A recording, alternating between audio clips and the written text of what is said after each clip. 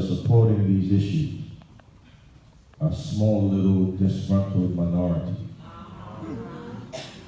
And so what happens is when the press leave here and report, well, you know, there were less people there today, so they're losing support.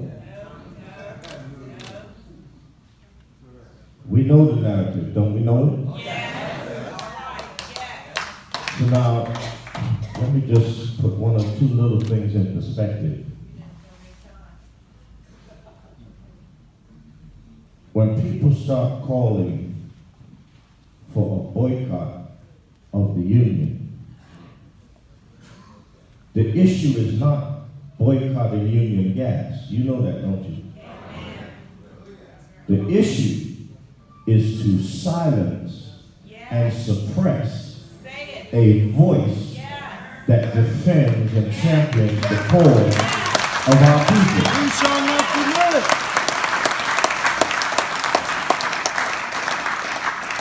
We have to be clear about what things are.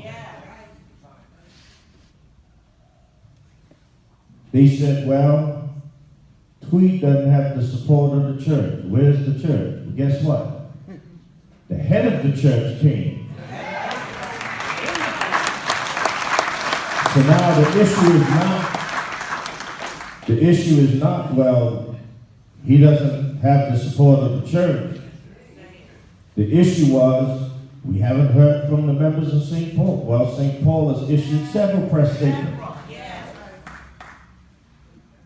So the issue is now not that he doesn't have support.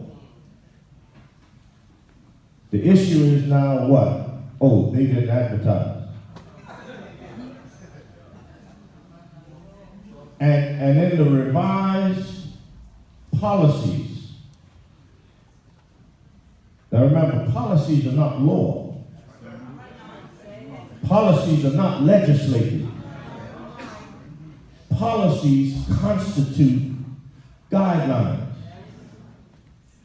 And within those policies, the minister is empowered with latitude and discretion in order to accommodate individuals that she deems or he would be important to the life of the country. So this is not about a permit issue. And we need to not allow ourselves to get drawn into these tit-for-tat conversations about not being able to tell the difference between the wood and the trees. How many people in this room believe that if I had not championed the cause and been a voice for our people, that I'd be going through this? With a show of hands, how many people believe that?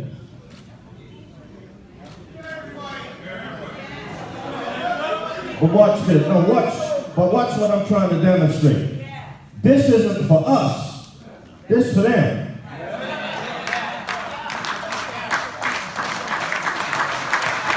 So that they know that we are clear and we're not going to go for the okie doke.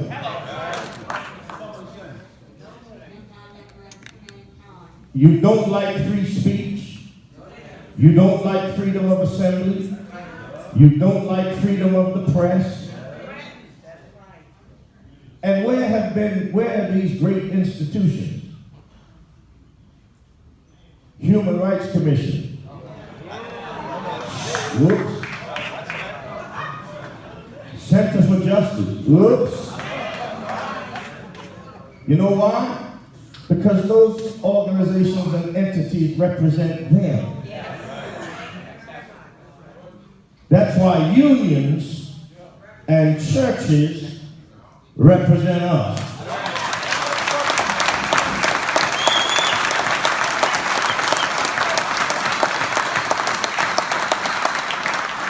In the 1600s, a law was instituted in this country freed Africans had to leave because they were deemed to be a threat, because they might rally the slaves. And if we come forward to 2016, free unions, free black men, free churches are a threat. And we need to be very clear. Inequality in this country has exponentially increased. And we have growing numbers of our people who will never in their lifetime, unless this economy is radically changed, be able to obtain a job where they can obtain a decent quality of life. The policies over the last 20 or 30 years in this country have created a permanent underclass. Our children, our grandchildren. That's why I can have a 29, 30-year-old young brother come to see me and say, I left and went to the UK because I can earn more money there as a security guard, a low-level job, than I can earn in my own country. And you know what? This government has driven them away. But yet corporate CEOs, if you look at the policy, they can have all kinds of exemptions. They can negotiate what they want. And when the policy was being developed, they invited who they want to the table. And those persons that were not at the table were not wanted because they were not deemed to matter. This is where we are. And I said yesterday, all mortal flesh must dissolve and turn to dust. It's just a matter of when. And that's why I want us to be clear. This is not about Tweed. Tweeds come, Tweeds go.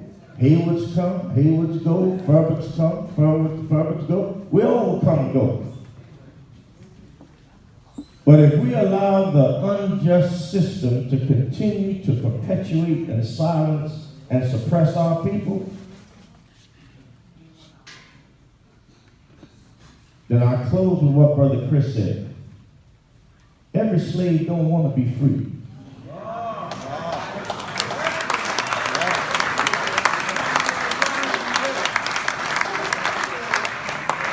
Every slave don't want to be free. So we now have to decide who wants to be free.